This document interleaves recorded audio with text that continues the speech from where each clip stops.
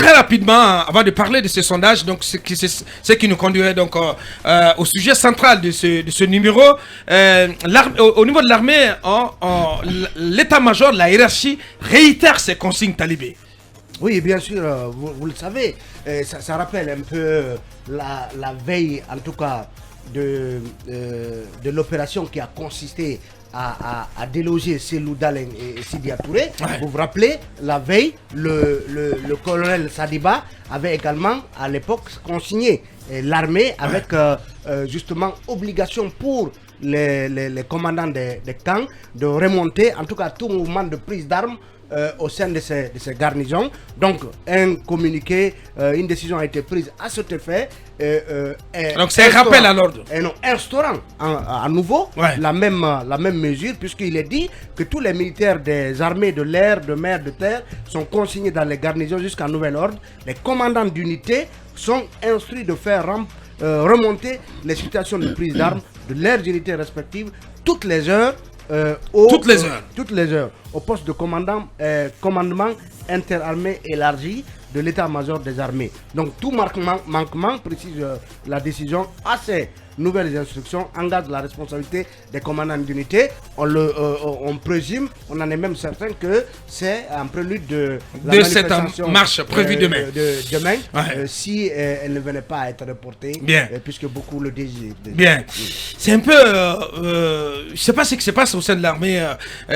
L'icône, il y a tellement de communiqués, de rappels à l'ordre. Qu'est-ce qui se passe exactement? Il y a un manque de sérénité à Ouattara. Ça, vous le savez, c'est un secret de polichinelle. Ces derniers temps, il y a eu beaucoup de mouvements dans les camps. On parle des arrestations.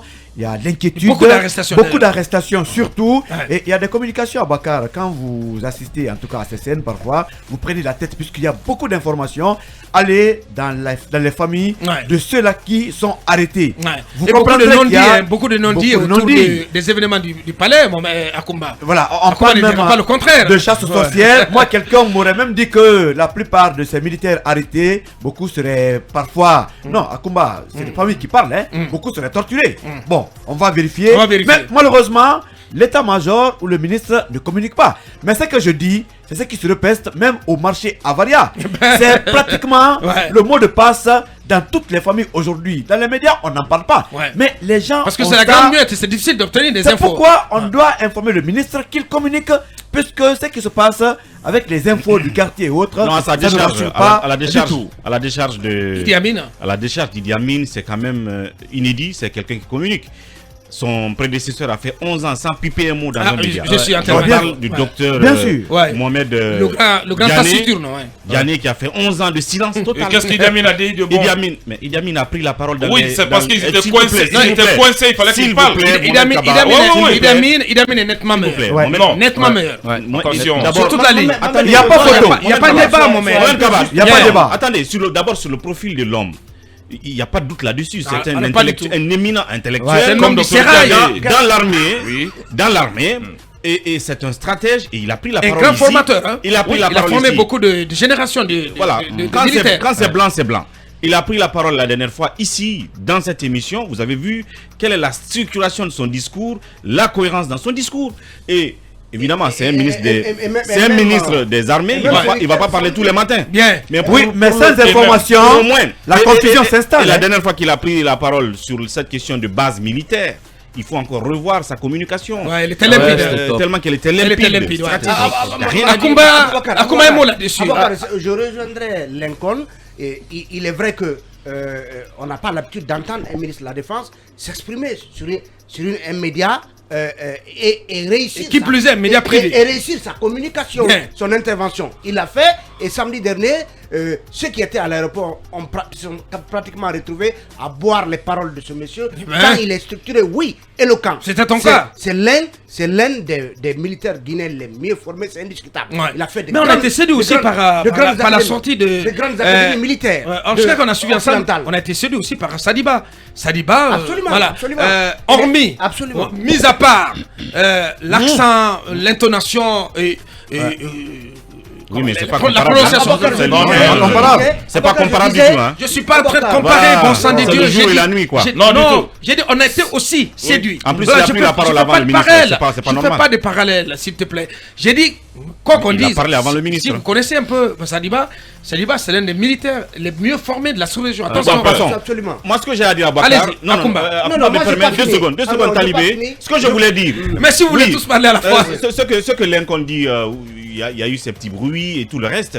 Mais ce communiqué, comme ils le font, je vois que c'est un modus habituel. C'est qu'on est à l'approche quand même d'une manif qui est annoncée. Ouais. Et donc, quand c'est comme ça, il faut dire aux militaires de rester tranquilles. Ouais. Pour De ne rester pas dans les garnisons. Voilà, pour ne pas qu'on confonde les choses. Il faut qu'on sache s'il y a des... On ne souhaite pas des balles, qu'on sache d'où elles Donc sont c'est un venues. rappel à l'ordre de routine. Voilà, s'il y a des tirs, qu'on sache qui a les kalash. Bien. Donc, les militaires qui restent dans les camps, ceux qu'on va déployer peut-être pour encadrer, qu'on sache ce qu'on a déployé. Je pense qu'habituellement, c'est ce qui se fait. Et je me dis peut-être que c'est ce même modus operandi qu'on est en train de déployer à l'approche de la manif de demain. Bien, attendez quand même, je voulais juste dire que je rejoignais Lincoln sur la nécessité de communiquer. Pourquoi? Parce que quand les Ali Kamara, là, les Alia et autres avaient été arrêtés et placés sous mandat de dépôt, le haut commandement de la gendarmerie avait communiqué pour expliquer, pour donner les noms des personnes concernées et ce pourquoi ces personnes devaient être détenues. Et donc, si on parle de beaucoup d'arrestations pour des raisons qui nous sont inconnues, il serait bien qu'il y ait un minimum de communication pour ne pas que la rumeur continue à se propager. Là, vous parlez de la grande bête. Oui, allez-y, monsieur Diallo. Il est incontestable que M. Aboubakar Sidiki Kamara, mon général, Idi Amin, à la retraite, oui, mais il reste général. Mon général, il est d'un bon niveau, d'un excellent niveau d'ailleurs. Je pense que il affiche bon. Sauf que, puisque je vois toujours un petit insecte dans le plat, sauf que je pense qu'il y a une table ou un tablier dans la boutique. J'ai pas l'impression qu'il est réellement le véritable ministre de la Défense. Je pense délégué, hein? Oui, j'ai dit le véritable ministre de la Défense.